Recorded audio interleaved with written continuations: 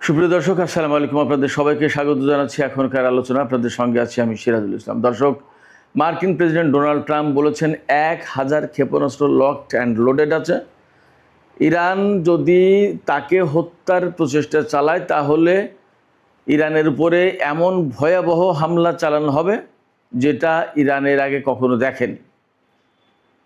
একই সাথে তিনি দাবি করেছেন ইরানকে প্রকাশ্যে ঘোষণা দিতে হবে হরমুজ প্রণালী সবার জন্য উন্মুক্ত এবং স্বাধীনভাবে সব দেশের জাহাজ চলাচল করতে পারে। ইরান যদি এই ঘোষণা না দেয় তাহলে ইরানের উপরে হামলা করা হবে এবং হরমুজ প্রণালী আমেরিকা হামলার মাধ্যমে মুক্ত করবে। এরপর সেই ইরান কি বলছে? ইরান বলেছে যে আসল যুদ্ধ এখনো শুরু হয়নি, তারা সেই যুদ্ধের জন্য প্রস্তুত এবং তারা নাকি অনেক বেশি শক্তিশালী একটি ক্ষেপণাস্ত্রের পরীক্ষা চালিয়েছে, যে ক্ষেপণাস্ত্র সমস্ত ক্ষেপণাস্ত্রকে চ্যালেঞ্জ করবে। অর্থাৎ ইরানের এই ক্ষেপণাস্ত্র ঠেকানোর মতো কারোর কোনো ক্ষমতা নেই। তাহলে প্রশ্ন আসছে, ইরান, আমেরিকা, ইসরায়েল নতুন করে কি ভয়ঙ্কর কোনো যুদ্ধের প্রস্তুতি নিচ্ছে কিনা এবং সেই যুদ্ধ অতি আসন্ন কিনা? তাহলে ইরান এবং আমেরিকার মধ্যে যে চুক্তি হওয়ার কথা ছিল তা কি হবে না? সবচেয়ে বড় প্রশ্ন হয়ে দাঁড়াচ্ছে এখানে, হরমুজ প্রণালী কি তাহলে এখন ইরান, আমেরিকা, ইসরায়েলের ভেতরে দ্বন্দ্বের মূল কারণ হয়ে গেল? এরই বা কারণ কি? অর্থাৎ হরমুজ প্রণালী কেন আমেরিকা, ইরান, ইসরায়েল এই শক্তির ভেতরে দ্বন্দ্বের মূল কারণ হলো? সুপ্রিয় দর্শক, আজকের ভিডিওতে আমি হরমুজ প্রণালীর গুরুত্ব, এর কৌশলগত অবস্থান, কেন হরমুজ প্রণালী এখন দ্বন্দ্বের মূল কারণ, এই সমস্ত বিস্তারিত আমি আলোচনা করব এবং আমেরিকা প্রকৃতপক্ষে হামলার মাধ্যমে এই হরমুজ প্রণালী মুক্ত করতে পারবে কি না। আমেরিকা যদি হামলার মাধ্যমে হরমুজ প্রণালী মুক্ত করার উদ্যোগ নেয় তাহলে ইরান কি করবে? সম্ভাব্য এই সংঘাতে চীন, রাশিয়ার কি ভূমিকা হতে পারে সে বিষয়েও আমি মোটামুটি একটা গভীর আলোচনা করার চেষ্টা করব। আমি এখানে আরেকটু তথ্য দিয়ে রাখি। জাতিসংঘ নিরাপত্তা পরিষদে ইরানের সাথে 6 জাতি গোষ্ঠীর যে পরমাণু চুক্তি হয়েছিল সেই চুক্তি সংক্রান্ত জাতিসংঘের একটি প্রস্তাব নিয়ে আলোচনা করার কথা ছিল। গতকাল শুক্রবার 2026 সালের 10ই জুলাই কিন্তু চীন এবং রাশিয়ার বিরোধিতার মুখে সেই আলোচনা হতে পারেনি, কোনো প্রস্তাব পাস হয়নি। এ সমস্ত বিষয় নিয়েও আমি আপনাদেরকে মোটামুটি একটা ধারণা দেওয়ার চেষ্টা করব। আমি আশা করি আজকের এই ভিডিওটি ইরান, আমেরিকা, ইসরায়েল, চীন, রাশিয়া এবং মধ্যপ্রাচ্যের দেশগুলোর ভেতরকার বর্তমান অবস্থা, চলমান রাজনীতি, সম্ভাব্য সামরিক সংঘাত, অর্থনৈতিক প্রভাব এবং আন্তর্জাতিক অঙ্গনে এর সম্ভাব্য কী প্রভাব পড়তে পারে, এই সমস্ত সব কিছু বোঝার জন্য খুবই গুরুত্বপূর্ণ হয়ে দাঁড়াবে এই ভিডিও। আশা করি আপনারা শেষ পর্যন্ত সঙ্গে থাকবেন। আর ভিডিও ভালো লাগলে লাইক, কমেন্ট, শেয়ার করবেন এবং চ্যানেলটি সাবস্ক্রাইব করে সাথেই থাকবেন। দর্শক, চলুন বিস্তারিত আলোচনায় চলে যাই। দর্শক, সর্বপ্রথম যে বক্তব্য ডোনাল্ড ট্রাম্প দিয়েছেন সেই বিষয়টা নিয়ে আমি আলোচনা শুরু করি। ডোনাল্ড ট্রাম্প বলেছেন তিনি মার্কিন বাহিনীকে নির্দেশ দিয়েছেন যে তাকে যদি হত্যার প্রচেষ্টা চালায় অথবা হত্যা করে তাহলে ইরানের প্রতি ইঞ্চি মাটি যেন ধ্বংস করে দেওয়া হয়, অর্থাৎ ইরান নামক কোনো দেশ পৃথিবীর মানচিত্রে থাকবে না। তিনি এই নির্দেশনা দিয়েছেন। ডোনাল্ড ট্রাম্প এই কথা বলছেন কোথায়? তার সামাজিক মাধ্যম ট্রুথ সোশ্যালে। এই যে ট্রুথ সোশ্যালে ডোনাল্ড ট্রাম্প পোস্ট দিয়ে বললেন, তার মানে হচ্ছে অবশ্যই তিনি মার্কিন বাহিনীকে এইভাবেই নির্দেশনা দিয়েছেন। তিনি যদি হত্যাকাণ্ডের শিকার হন অথবা তাকে হত্যার প্রচেষ্টা চালানো হয় তাহলে মার্কিন বাহিনী কি করবে সেটা পরের ব্যাপার, কিন্তু তিনি মার্কিন বাহিনীকে যে নির্দেশ দিয়েছেন এটা পরিষ্কার। একই সাথে তিনি বলেছেন ইরানের বিরুদ্ধে হামলার জন্য মার্কিন বাহিনী 1000 ক্ষেপণাস্ত্র লকড অ্যান্ড লোডেড এই অবস্থায় রেখেছেন। তার মানে জাস্ট ফায়ার এইরকম একটা কমান্ড দেওয়ার সাথে সাথেই আমেরিকা ইরানের উপর হামলা শুরু করে দেবে।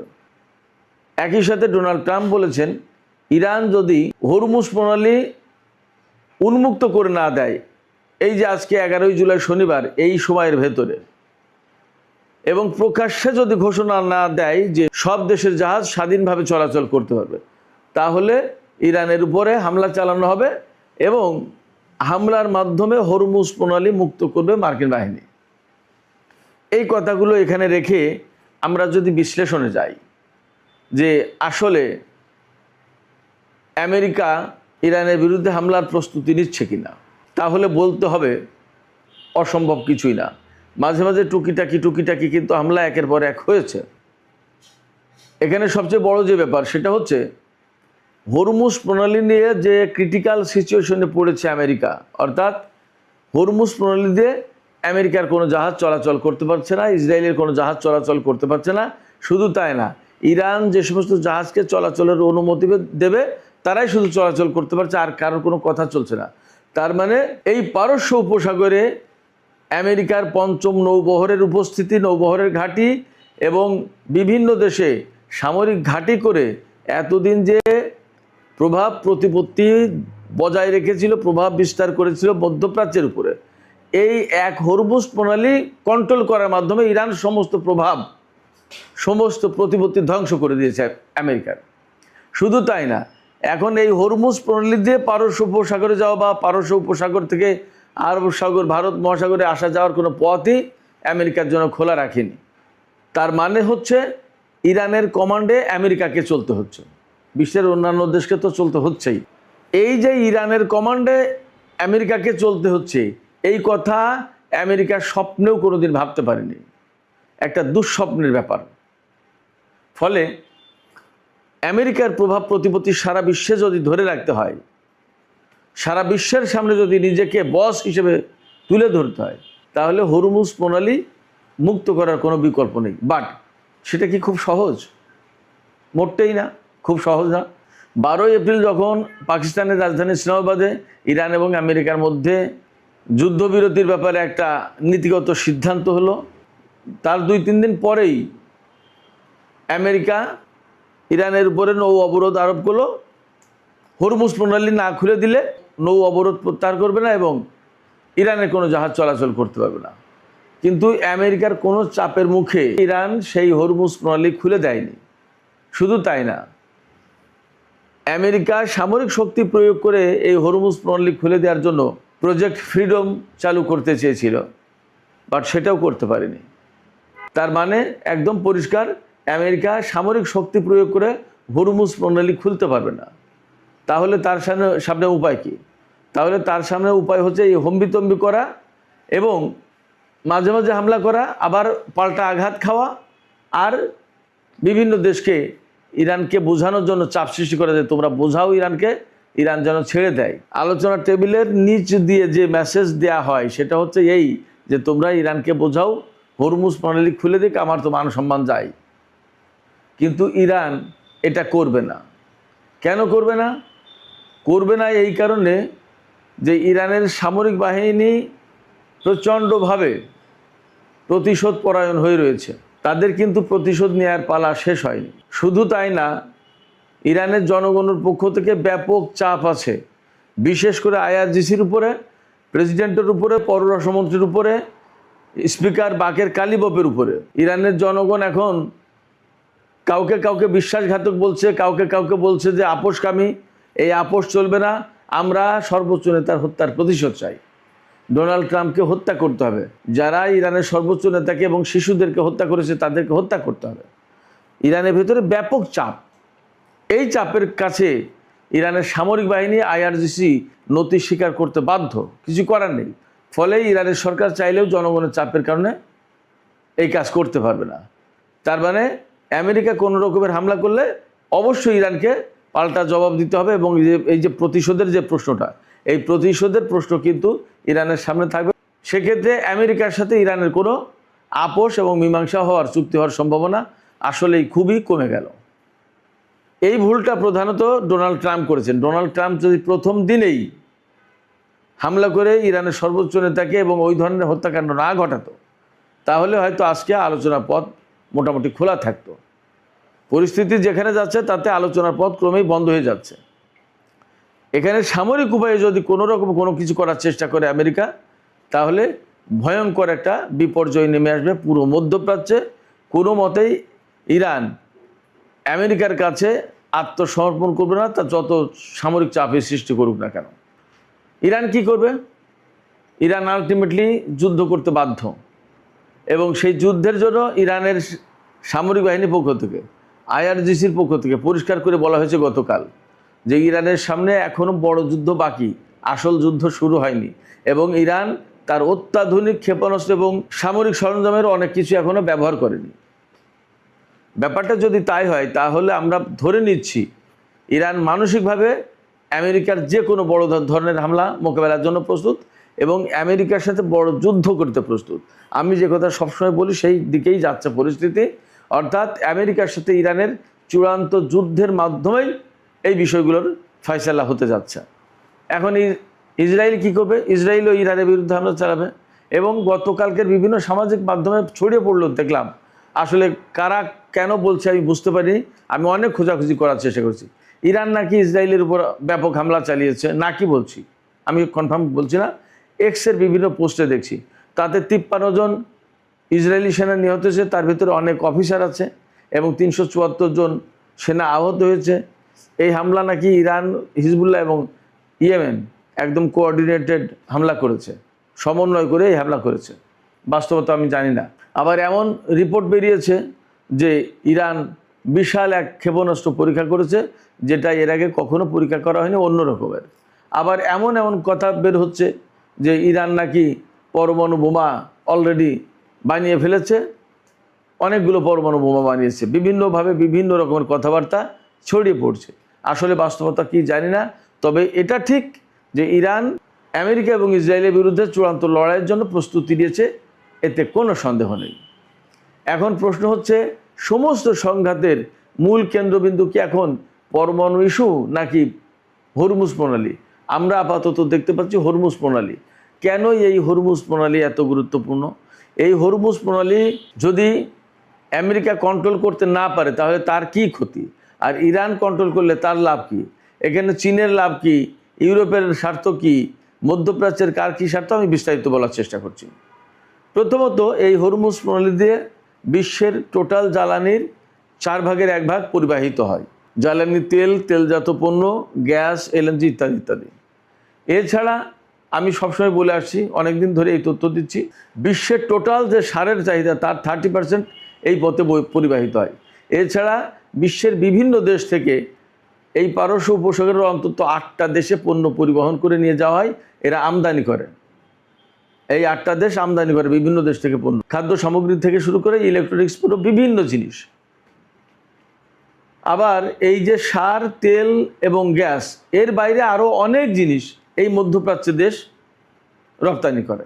সেক্ষেত্রে এই হরমুজ প্রণালী বিশ্বের অর্থনীতির একটা গুরুত্বপূর্ণ, সবচেয়ে গুরুত্বপূর্ণ একটা চোখ পয়েন্ট। এই হরমুজ প্রণালী যদি বন্ধ হয়ে যায় তাহলে আমেরিকার সমস্যা হচ্ছে, আমেরিকা তারা যা বলে যে তারা বিশ্বের বাণিজ্য নিরাপত্তা দেয়, এইটা তারা নিশ্চিত করতে পারবে না। তারপরে নৌ চলাচলের যে নিরাপত্তা, জাহাজ চলাচলের যে নিরাপত্তা দেয় সেটা দিতে পারবে না হরমুজ প্রণালী যদি উন্মুক্ত না থাকে। এইরকম অনেকগুলো ব্যাপার আছে। কিন্তু বাস্তব কথা হচ্ছে আমেরিকা কিন্তু এই হরমুজ প্রণালী এলাকার কোনো দেশ না, তাহলে তার নিরাপত্তা দেওয়ার কেন প্রশ্ন আসছে? আঞ্চলিক দেশগুলো যারা আছে তাদেরকে যদি টোটাল নিরাপত্তা দেওয়ার মতো সক্ষম করে তুলতো বা সক্ষম হয় এরা, তাহলে তো হয়ে যায়। কি প্রয়োজন? যেমন চীনের যে জাহাজ যায়, চীনের জাহাজ কি বলেছে আমেরিকাকে যে তোমরা আমার জাহাজে নিরাপত্তা দাও?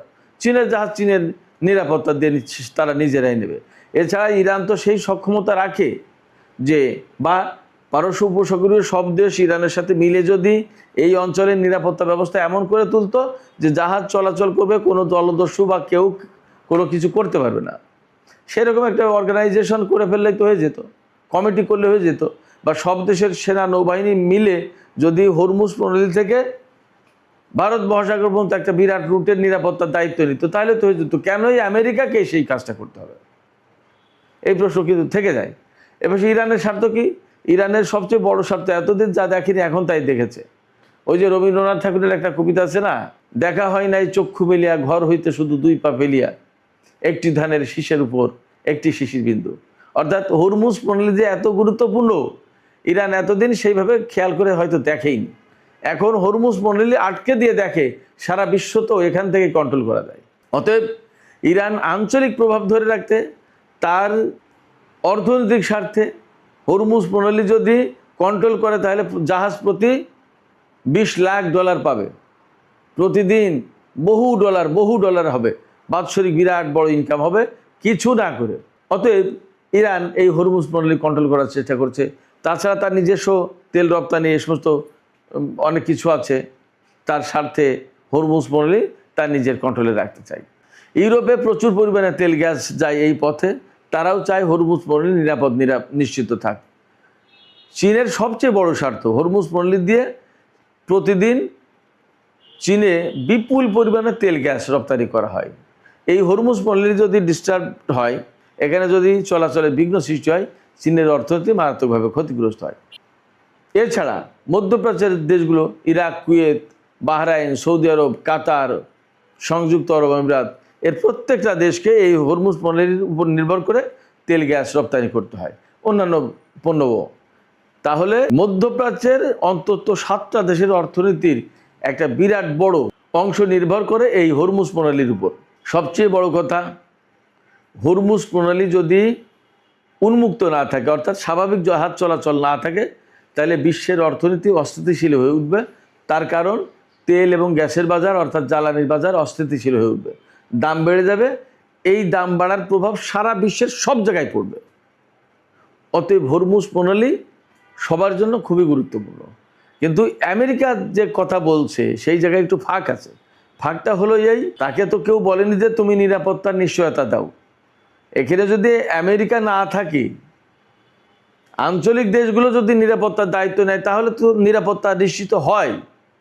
কিন্তু সেই দিকে না গিয়ে আমেরিকা মূলত তার প্রভাব প্রতিপত্তি বজায় রাখার জন্য, তার মাতব্বরি ফলানোর জন্য, সে যে বিশ্বের 1 নম্বর শক্তি, সেই যে সব কিছু কন্ট্রোল করে, এইটা প্রমাণ করার জন্য হরমুজ প্রণালী তার কন্ট্রোলে থাকতে হবে, ইরানের কন্ট্রোলে থাকতে পারবে না। কিন্তু ইরান এই জায়গা থেকে সরছে না। আর না সরলে কি হচ্ছে, ইসরায়েল এবং আমেরিকার জাহাজ চলাচল একদমই করতে পারবে না বলা যায়।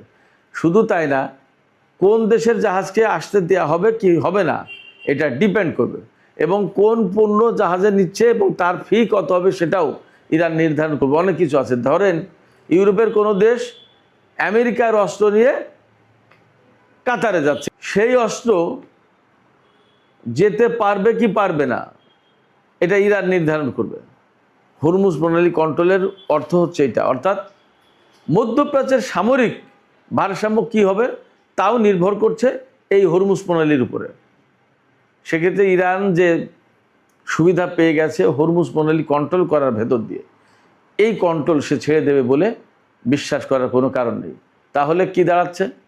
তাহলে শেষ কথা যেখানে এসে দাঁড়াচ্ছে সেটা হচ্ছে যে এই হরমুজ প্রণালীকে কেন্দ্র করেই এখন অনেক বড় সংঘাত, যুদ্ধ শুরু হতে যাচ্ছে, এমন আশঙ্কা করার যথেষ্ট কারণ আছে। এই রকম আশঙ্কা যদি সত্যে পরিণত হয়, অর্থাৎ ইরানের সাথে আমেরিকা ইসরায়েলের আবার বড় রকমের যুদ্ধ শুরু হলো, তাহলে চীন রাশিয়া কি করবে? আমি সবসময় বলি যে যেহেতু চীন এবং রাশিয়ার মধ্যপ্রাচ্যে বিরাট স্বার্থ, এবং সেই স্বার্থ মূলত ইরানের মাধ্যমে, ইরানের অস্তিত্ব যদি থাকে, ইরানের এই বর্তমান সরকার ব্যবস্থা যদি টিকে থাকে, তাহলে চীন রাশিয়ার স্বার্থ আছে, তা না হলে নেই। ফলে চীন এবং রাশিয়াকে আলটিমেটলি ইরানকে সাপোর্ট দিতেই হবে। এবং তার একটা সর্বশেষ নজির প্রমাণ দিয়ে আমি আজকের আলোচনা শেষ করব। সেটা হচ্ছে ইরানের সাথে 6 জাতি গোষ্ঠীর যে পরমাণু চুক্তি হয়েছিল, সেই পরমাণু চুক্তির বিষয়ে একটা প্রস্তাব পাশ হয়েছিল, 2231 নম্বর প্রস্তাব। সেই প্রস্তাব নিয়ে গতকাল আলোচনা হওয়ার কথা ছিল জাতিসংঘ নিরাপত্তা পরিষদে। এই আলোচনাটা হতে দেয়নি চীন এবং রাশিয়া, তারা ভেটো দিয়েছে, কোনো প্রস্তাব গ্রহণ করতে দেয়নি। কারণ চীন এবং রাশিয়া দুই দেশই বলেছে যে 2025 সালের অক্টোবরে, অর্থাৎ গত বছরের অক্টোবরে এই রেজুলেশনের মেয়াদ শেষ হয়ে গেছে। তা যে রেজুলেশন পাশের মাধ্যমে ইরানের এই পরমাণু কর্মসূচি নিয়ে আলোচনা করার কথা ছিল জাতিসংঘ নিরাপত্তা পরিষদে, সেই আইনটাই, সেই প্রস্তাবটাই বাতিল হয়ে গেছে, তার মেয়াদ শেষ হয়ে গেছে। এখন তাহলে এই ইস্যু নিয়ে কেন আলোচনা হবে? আলোচনা করার কোনো প্রয়োজন নেই, প্রশ্ন নেই। কিন্তু আমেরিকা এবং ইউরোপীয় দেশগুলো তারা নাছোড়বান্দা, তারা আলোচনা করবে। যখন আলোচনা তুলেছে তখন চীন এবং রাশিয়া ভেটো দিয়েছে। তাহলে আপনারা বুঝতে পারেন যে চীন এবং রাশিয়া ইরানের পাশে কতটা স্ট্রংলি আছে।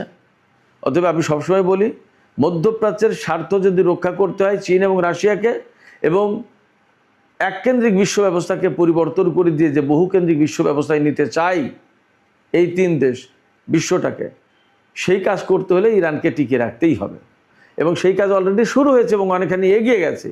অতএব মাঝপথে এইটা নষ্ট হয়ে যাক, এটা চীন এবং রাশিয়া চাইতে পারে না। ফলে আমেরিকা এবং ইসরায়েল কি করতে যাচ্ছে, কি করছে, সে বিষয়ে চীন এবং রাশিয়া অবশ্যই নজর রাখছে।